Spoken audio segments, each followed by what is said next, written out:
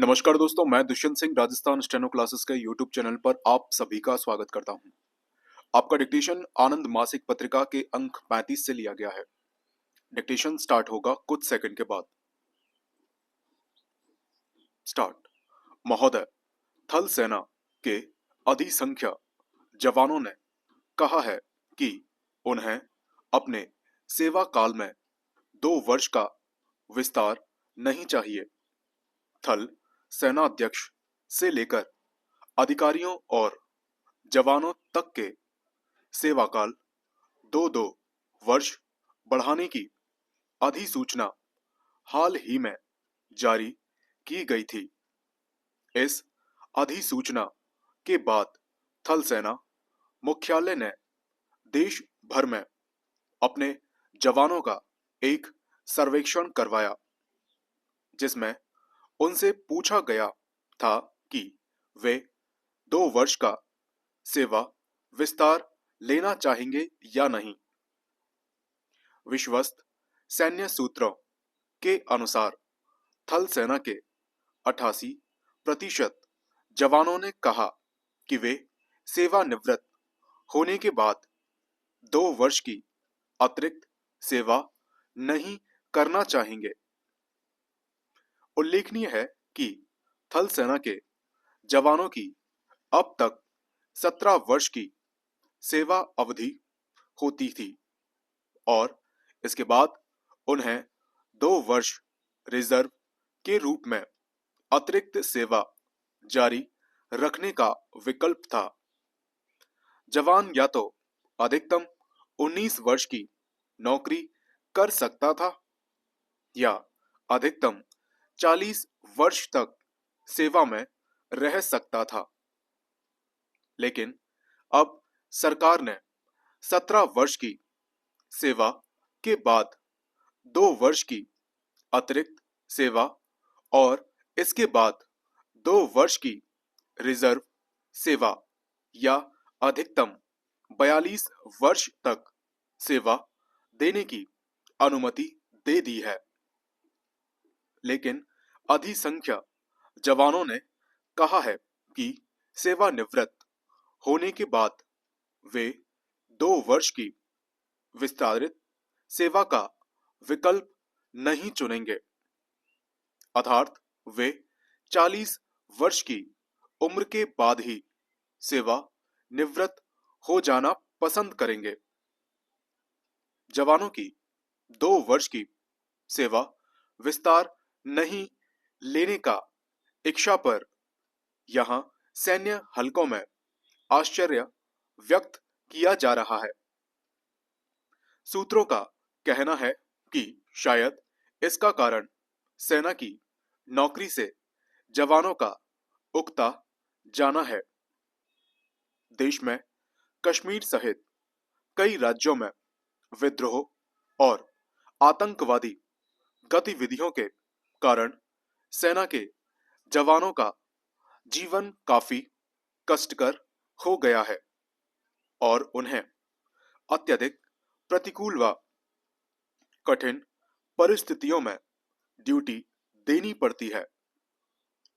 वास्तव में विद्रोही गतिविधियों को कुचलने का सर्वाधिक भार थल सेना के पैदल जवानों और कनिष्ठ अधिकारियों पर ही होता है।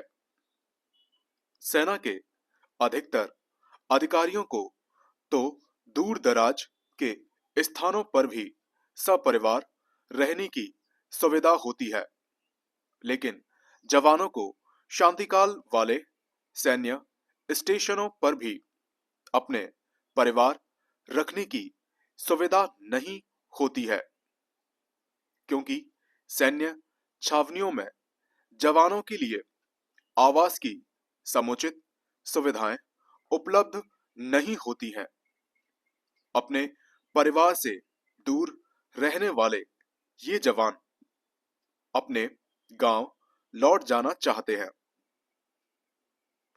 महोदय, स्वरोजगार से जुड़े लोगों की एक बड़ी समस्या होती है उनकी मासिक आय का अनियमित होना। कभी कभी तो काफी अच्छी आमदनी होती है और कभी कभी परिवार का खर्च चलाना कठिन हो जाता है।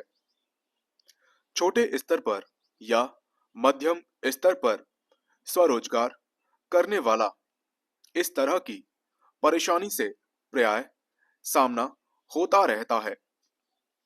उदाहरण के लिए शेयर बाजार से जुड़े लोगों की स्थिति पिछले 3 वर्षों से खराब चल रही है, जबकि इससे पूर्व शेयर दलालों, उप दलालों, मर्चेंट बैंकरों आदि को अच्छा काम मिल रहा था।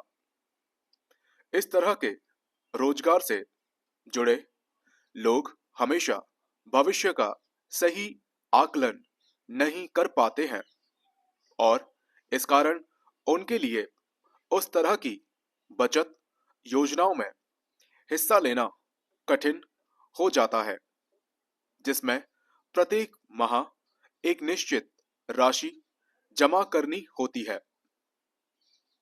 स्वरोजगार करने वालों को एक ऐसी बचत योजना चाहिए जिसमें इस बात की स्वतंत्रता हो कि बचतकर्ता समयानुसार जितना संभव हो उतना ही निवेश कर सके।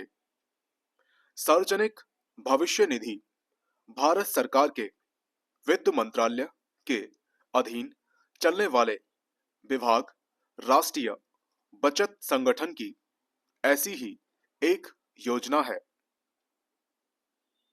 पीपीएफ में आप चाहें तो प्रत्येक महीने पैसा जमा करा सकते हैं और यदि आर्थिक संकट में हैं तो पूरे वर्ष में मात्र एक बार केवल 100 रुपए जमा करके भी अपने खाते को जीवित रख सकते हैं। लेकिन यदि किसी कारण से यह 100 रुपया भी आप किसी वर्ष नहीं जमा करा पाए हैं तो कोई बात नहीं।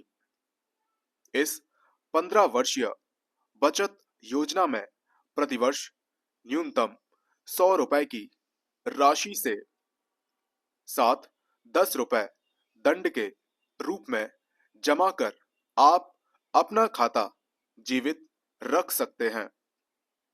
यदि यह भी नहीं करते हैं तो भी कोई बात नहीं।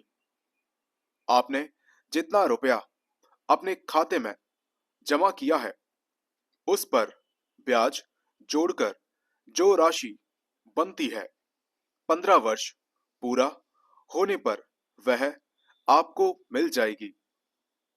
पीपीएफ में रुपया जमा करने नहीं करने की स्वतंत्रता इसकी सबसे बड़ी विशेषता है। वर्ष में आप जब चाहें रुपया जमा करें, लेकिन एक वर्ष में आप अधिकतम 12 बार रुपया जमा कर सकते हैं।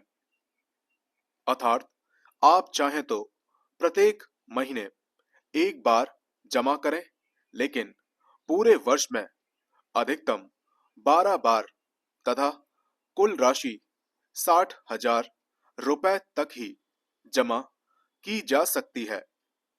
आगे उस वर्ष आप कोई जमा नहीं कर सकते। संपूर्ण विराम।